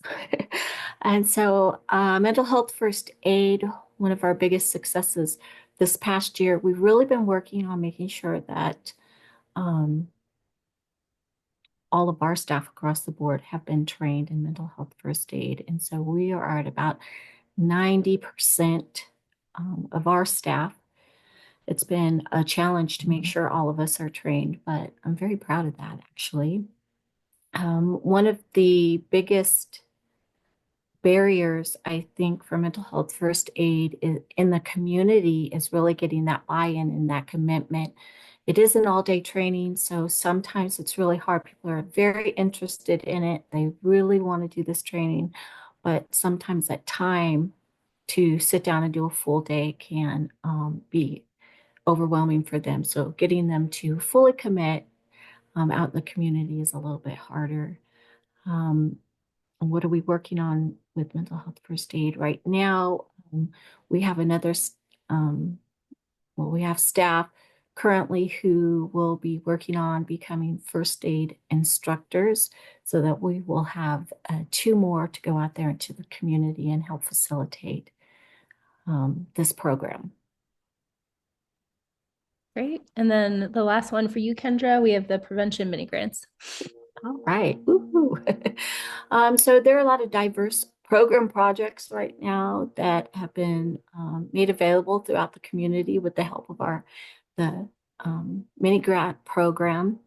You can see the list of some of them on there. We're very excited about those.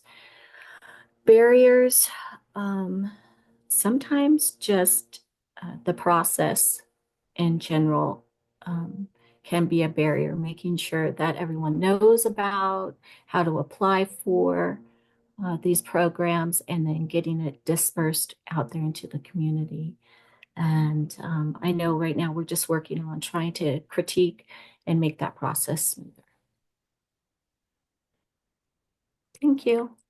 Thank you so much, Kendra. And then we have our last 3 programs. I'm going to turn it over to Scott to talk through innovation, capital facilities, and the workforce initiatives. Okay, for innovation, as we mentioned earlier, it's one of the 5% of our allocation for MHSA, and it's designed, as it says right there, for novel, creative, or ingenious approach to a variety of mental health practices. The last project that we did was really a neat project. I really appreciated it. It was a multi-county full-service partnership innovation collaborative project. What was neat about it is we worked with a consultant who was working with other counties. We all meet together, and it really helped define for us our full-service partnership program. Really, emphasizing the data collection and what we can learn from that, but also standardizing the eligibility criteria and also the graduation criteria. And so it was a really good project. It ended about a year ago. I think they're still doing some follow-up data collection for that to, kind of measure the success of that program. Normally, we would move on to another innovation project, but because of Proposition 1 and the elimination of innovation, we did not move to a new project. Any funding that we receive from that will, which isn't a whole lot, but it will go, it'll just be saved for when we do convert over to BHSA, and it will just filter into those programs. Next project, next slide. Facilities and tech needs. This is also a ongoing effort of that we use to just improve our physical facilities and our electronic needs. So it is help paid for our new electronic health record. It's contributed to significantly for our project in South Shore of remodeling it, which is tied to also that other funding that was mentioned in Prop 1 about the bonds, which that bond project or those bonds part of Proposition 1 absorbed some other grants that were used for renovating and expanding behavioral health facilities in California. And so we are currently in the process. We have a design and ready to go as far as renovating our South Shore clinic. This as soon as we get approval from that particular grant money. Then it's also used for little things like, well, kind of a little thing, but just like upgrading our security. For example, we're going to be obtaining a keyless security system, a smart card system to enter in our facilities. So just little things like that. Next slide. Workforce education and training. Also, we're being a little careful of this because if you might have remembered, Proposition 1 is kind of absorbing workforce education and training at the state level rather than the local level, which is, at least my initial reaction is saying that's kind of unfortunate, but that's one of the things that Proposition 1 is doing. But in the meanwhile, we've worked with using the funding for trainings for our staff, for obtaining licensure and keeping licensure and certification. It's been used for as part of a regional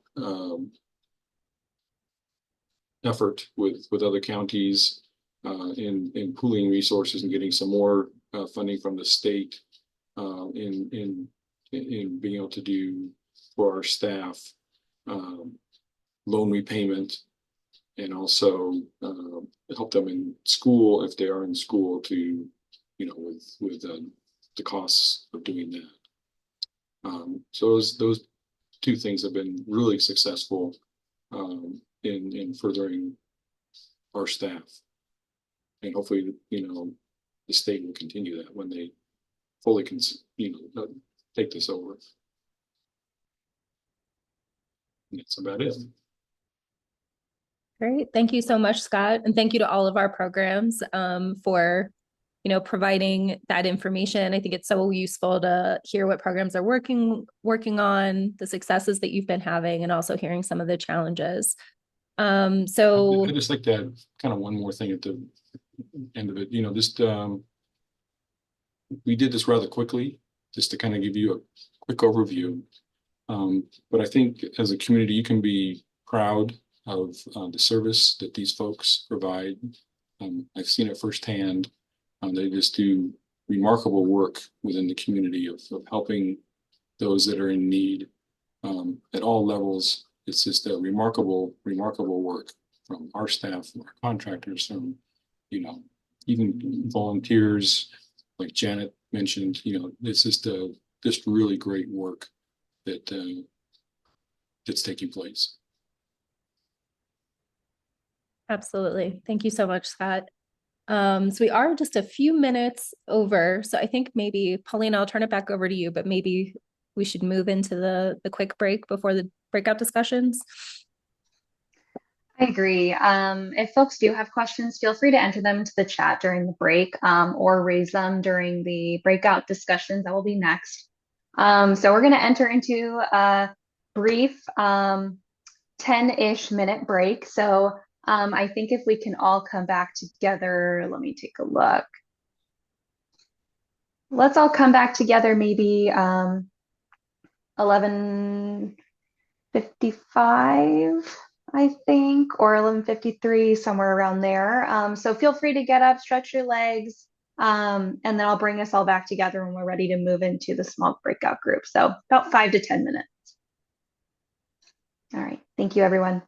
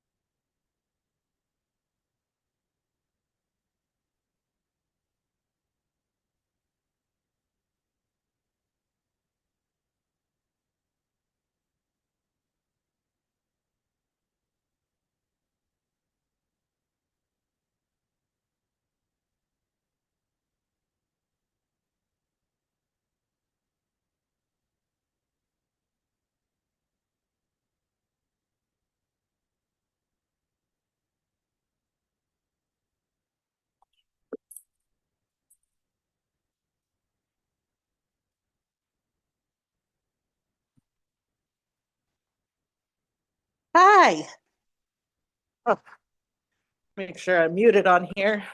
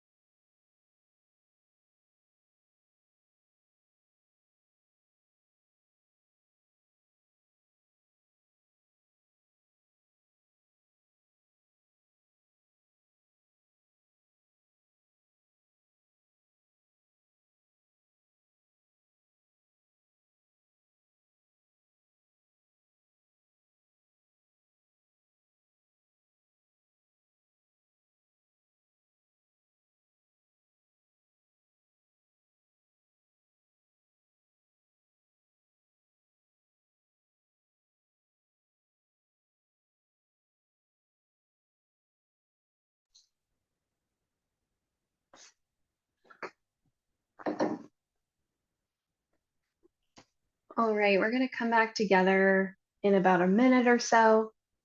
So if you're grabbing some water, a snack, please do so, and we'll start shortly. Thank you.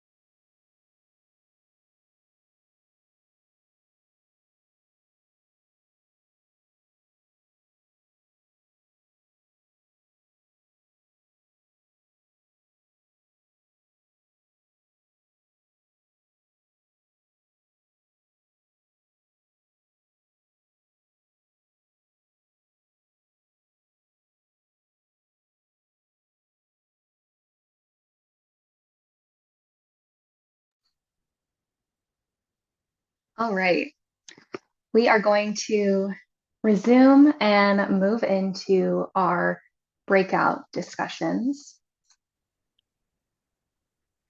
All right, so here is a preview of the questions we will be asking. We can also throw those into the chat if needed. So essentially, we're all going to be put into one of two breakout rooms. If you're online, if you're in person, you will also join a breakout room with one of us, but you do have the option if you'd rather have your own breakout room and take notes in person, that is also okay. So you can work with either Jamie or I, whoever's in the room, so that we can figure out what would be best. But you're going to be in a breakout room and we are going to ask these questions. So first, we'd love to hear from everyone. What are some strengths of Lake County's behavioral health system? What aspects, sorry, cannot talk, have been most successful in meeting the community's needs? And I also want to say when we do talk about behavioral health, we are asking about both mental health and substance use. So we are, as Jamie and Scott mentioned during the BHSA overview, the Behavioral Health Services Act will include substance use as well, in that system of care. And so we do want to start getting folks thinking about substance use and mental health together. And that's why these questions are worded the way that they are. Next, so based on what you heard from the programs today, what gaps in programs and services still exist and what populations are underserved or most in need? Where are there opportunities to improve existing MHSA programs to better meet the community's needs in fiscal year 2025-2026? And then lastly, we want to hear what questions you have, what concerns or feedback you have about the Behavioral Health Services Act. So we hope to touch on all of these. If that doesn't happen, that is okay. I know we have a lot of folks in the room and a lot of questions. So I think now I'm going to stop sharing and then Patty will be putting us into breakout rooms. So we'll be together for around 15 minutes and then come back to the main room.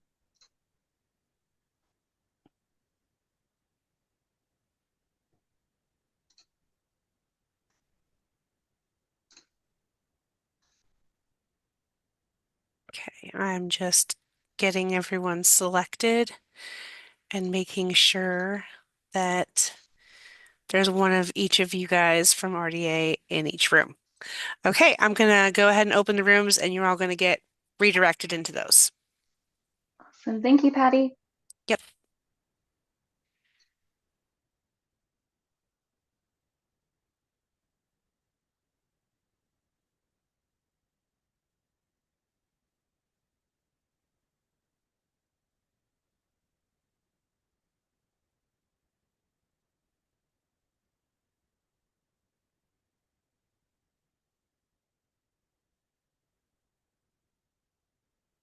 Probably have to move the peer support centers possibly.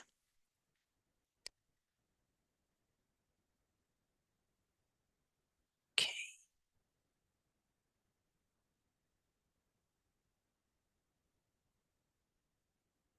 maybe I can't.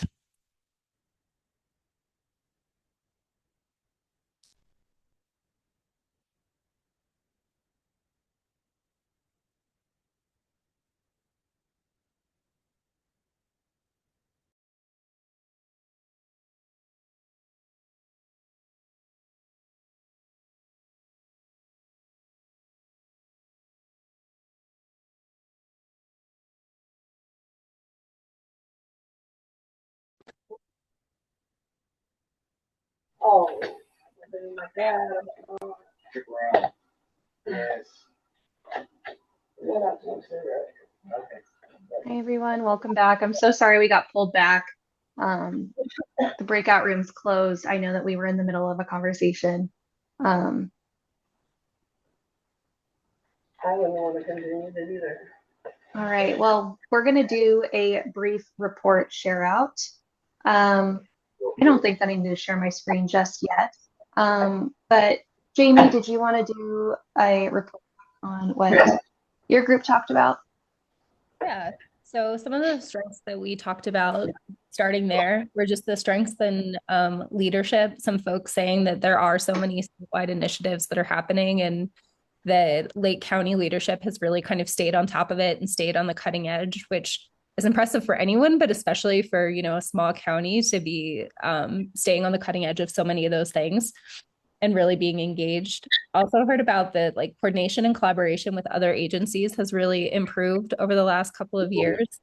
Some of those things that there's just more communication, people kind of understand the processes, and in some cases there's more co-location with different services. And one of the things that Michael Moss was talking about with some of the forensic programs of actually being in the courthouses and how that kind of co-location is also strengthening that coordination and collaboration.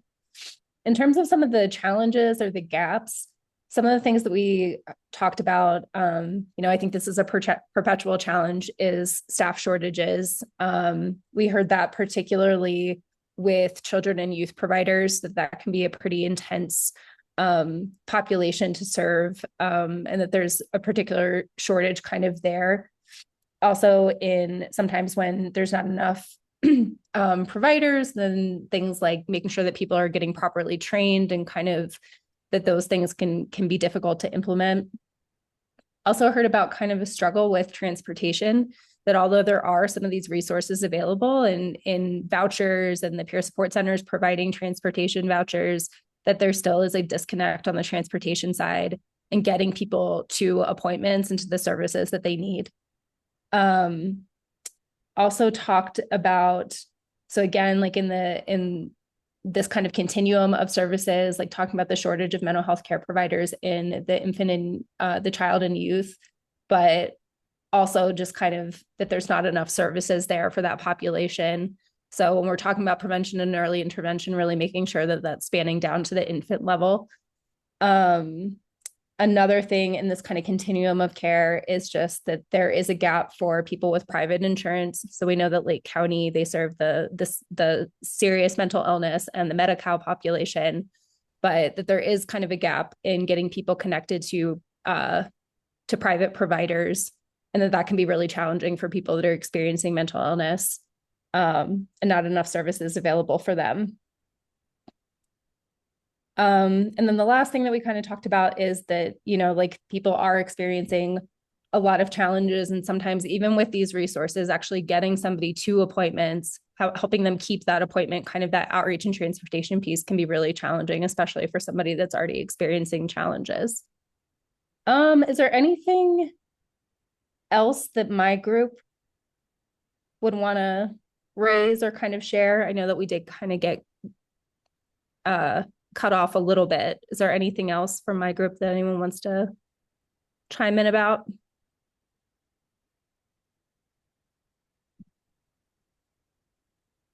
Michael, I saw you go off mute. Did you just to kind of end that whole thing on a kind of a positive note, I think that and looking at it from a solution-based philosophy, if you will, I think the changes are being implemented. I think there are like more cars being made available. I know darn well that we just hired like 5 case managers. So I think these opportunities are in the works.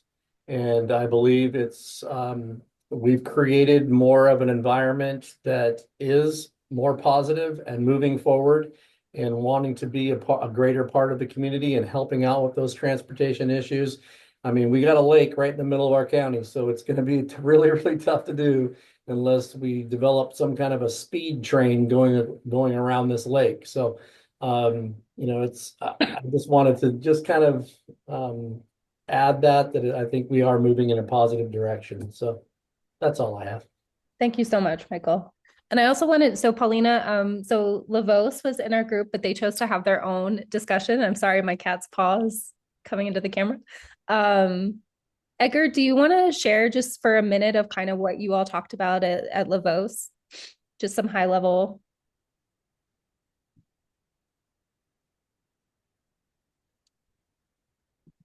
Or we can come back.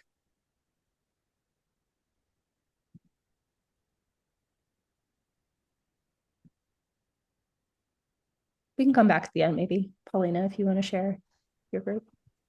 Absolutely. Thank you for that report out. There's a lot of overlap with what we talked about in our group. So the biggest strengths that folks brought up for Lake County's behavioral health system are the people, the staff, their heart for the work that they do, their passion. That many staff members also have lived experience and can use that as a strength and to serve the community really well. Folks also talked about doing really creative outreach. And so doing things like social media, radio shows, hitting different age groups with those, the outreach van, concerts in the park. People love community events. That's a really great way to get in touch with the community and get folks connected to resources. The group also talked about how it's a strength to have in-house education for staff. And so staff can be trained to provide peer support, that they can receive these opportunities if they want to, and it's available through Lake County. They also said that it's a huge strength that the management team is really approachable, which is not often seen in other counties, and that they're really open to new ideas and actively seek out new opportunities and ways to make things even stronger. For gaps in programs and services and populations that are most in need, we talked about the older adult population, that there is a lot of isolation and loneliness. So there is a big need there. There's also a need to strengthen the suicide prevention presence within the county, and to continue strengthening that as well.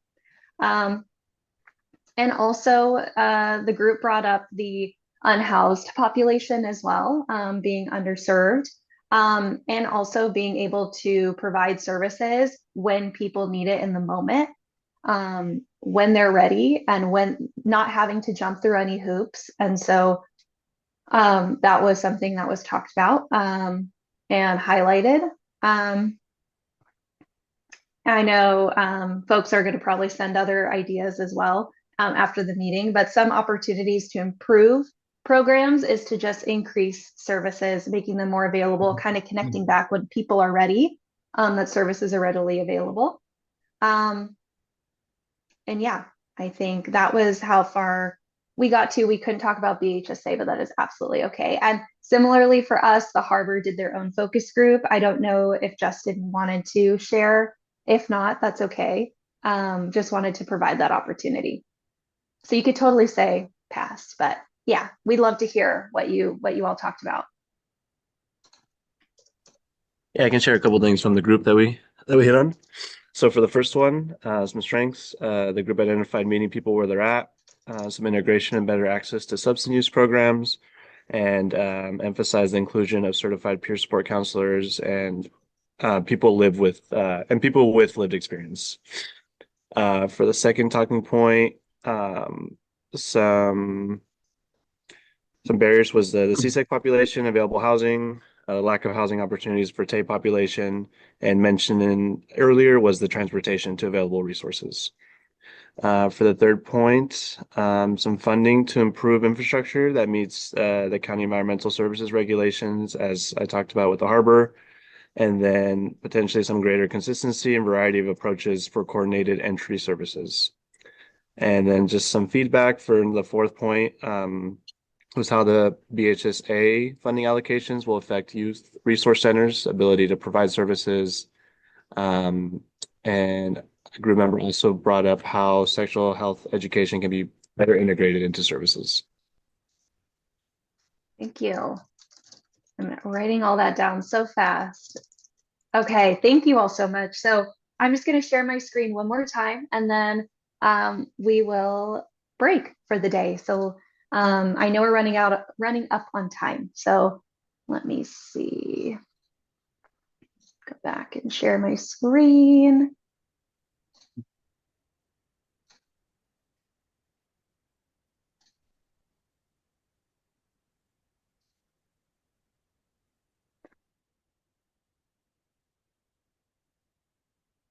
Oh, I'm sharing the wrong screen. Goodness, so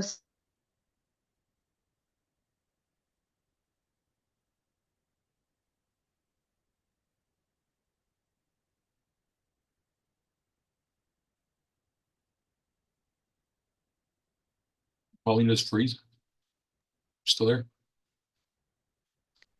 I think Paulina froze, so I could actually pull up. Oh no.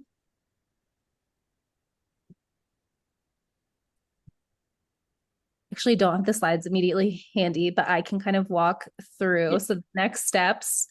So I just want to mention, so we have a community survey that's running. It started January 14th, and it's going to be open until February 11th.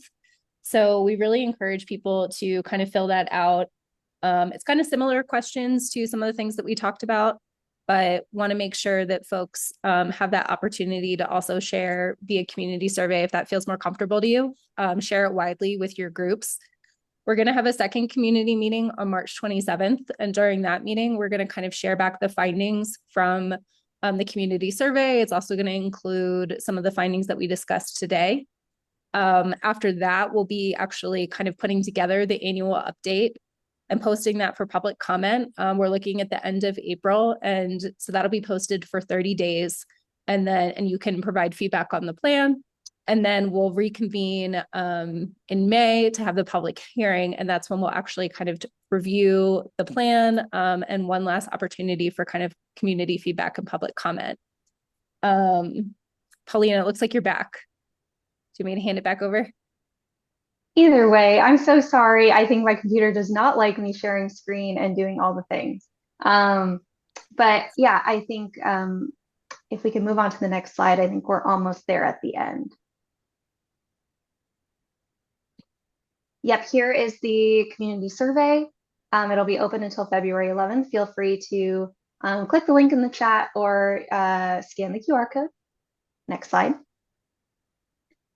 There is also a meeting feedback form as well. Please let us know how the meeting went, including the times when I got kicked out of the meeting. You can also include that as well. We'd love to hear how we can make things better. And we also have an extra question on there about BHSA. We'd love to hear from you. Next slide. And that is it. So the recording and slides will be available on the LCBHS website very soon, so you can share it with others who couldn't make it today. And of course, if you have any questions, you can reach out to Scott Abbott, Patty, or myself, or Jamie. And yeah, we're so grateful that you were all here today, and thank you for your time and participation. I do want to pass it over to Scott if you have any closing remarks. Again, I just want to thank everyone for being here and taking the time out of your day to be here. I know you guys are all busy and have other things you could be doing, but your input and feedback is vital for these plans to be really address the needs of the community. You are the community, and so we need your participation and your continued participation. These are important services for the members of our community which are in need. And this is a chance to be able to provide feedback on how we can meet those needs with the limited resources that we have. And thank you for being here again. Bye, everyone. Have a great day.